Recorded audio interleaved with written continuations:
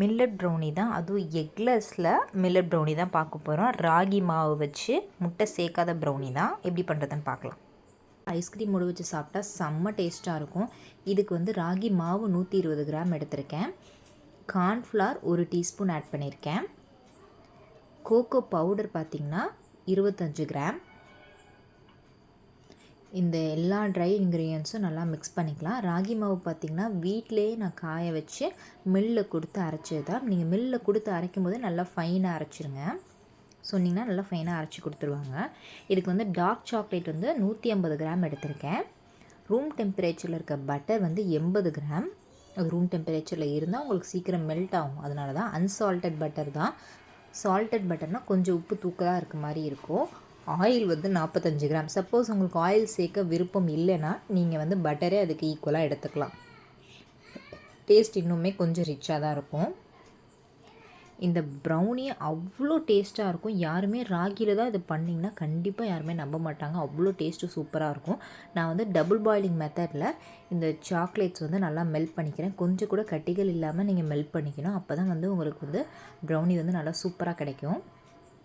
இதில் கொஞ்சம் கொஞ்சம் இருக்குது. நான் நல்லா மெல்ட் பண்ணிவிட்டு அதுக்கப்புறம் கொஞ்சம் கூட கட்டிகள் இல்லாமல் நல்லா மிக்ஸ் பண்ணிக்கலாம்.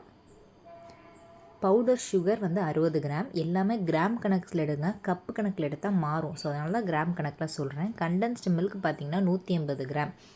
கண்டென்ஸ்டு மில்க்கு பவுடர் சுகரும் அதுக்கு ஈக்குவலாக எடுக்கலாமா? எடுக்கக்கூடாது. Condensed milk 150 gram, powder sugar எடுத்துக்கோங்க. இது எல்லாத்தையும் நல்லா ரெண்டுமே கட்டிகள் இல்லாமல் நல்லா மிக்ஸ் பண்ணிவிட்டு நம்ம ஏற்கனவே சாக்லேட்ஸ் மிக்ஸ் வச்சுருக்கோம்ல அதையும் ஆட் பண்ணிக்கலாம். நல்லா மிக்ஸ் பண்ணிட்டதுக்கப்புறம் நம்ம வந்து இந்த ட்ரை இன்க்ரீடியன்ஸை கொஞ்சம் கொஞ்சமாக 3 பேட்சாக மிக்ஸ் பண்ணுங்கள். நம்ம மிக்ஸ் பண்ணும்போது கண்டிப்பாக அந்த மாவு வந்து ரொம்பவே பேட்டர் வந்து ரொம்பவே கெட்டியாக இருக்க மாதிரி தான் இருக்கும். ஃபஸ்ட்டு நல்லா எவ்வளோக்குள்ளே அதை நல்லா மிக்ஸ் பண்ண முடியுமோ நல்லா மிக்ஸ் பண்ணிவிட்டு 100 கிராம் அளவு தண்ணி எடுத்துக்கலாம். இந்த 100 கிராமுங்கிறது உங்களுக்கு அப்படியே தேவைப்படுது. கொஞ்சம் கொஞ்சமாக அந்த மாவு கன்சிஸ்டன்சி அட்ஜஸ்ட் பண்ணுங்கள். 100 கிராமுக்கு மேலே தேவைப்படாது.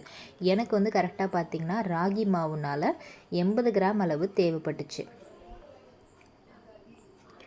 கரெக்டாக ரிப்பன் கன்சிஸ்டன்சி வரணும். ரொம்பவும் தண்ணியாகிடக்கூடாது. அந்த ரிப்பன் கன்சிஸ்டன்சி மேலே எடுத்திங்கன்னா கரெக்டாக அந்த ரிப்பன் கன்சிஸ்டன்சி நல்லா கலக்கிட்டு கொஞ்சம் கொஞ்சமாக நீங்கள் தண்ணி ஆட் பண்ணால் தான் கரெக்டாக இருக்கும். அப்போ தான் அந்த மாவு நல்லா உங்களுக்கு பார்க்கும்போதே தெரியும். நல்லா ஷைனிங்காக இருக்கும்போதே நம்மளுக்கு கண்டிப்பாக க்ரிங்கிள் டாப்போட அழகாக ஃபஜ்ஜியான ப்ரௌனி தான் கிடைக்கும். உங்களுக்கு பேட்டர் இந்த மிக்ஸ்லேயே பாருங்கள், உங்களுக்கு நல்லாவே தெரியும். இப்போ நல்லா மிக்ஸ் பண்ணியாச்சு. மாவு கன்சிஸ்டன்சி நான் உங்களுக்கு காமிக்கிறேன் பாருங்கள். இந்த அளவுக்கு இருக்கணும். இப்போ நான் ஒரு மிஸ்டேக் பண்ணிட்டேன். ஆக்சுவலி இந்த வீடியோ எடுக்கும்போது நான் இது வந்து ஒரு பார்ச்மெண்ட் பேப்பர் தான் யூஸ் பண்ணேன்.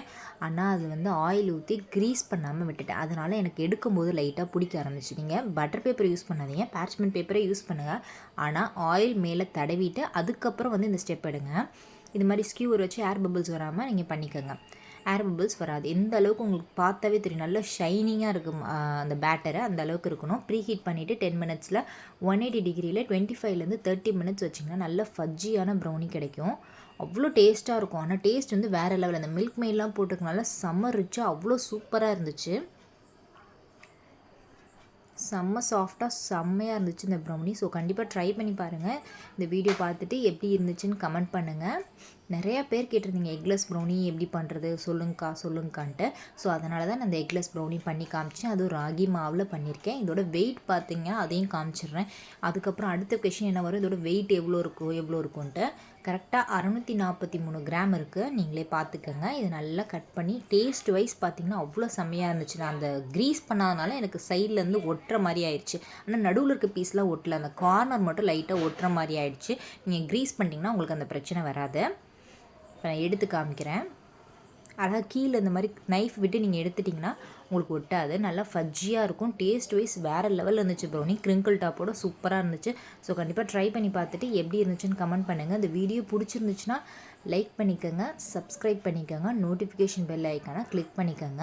உங்களுக்கு ப்ரௌனிஸ் ஏதாச்சும் ஆர்டர் வேணுன்னா வாட்ஸ்அப் நம்பருக்கு மெசேஜ் பண்ணுங்கள்.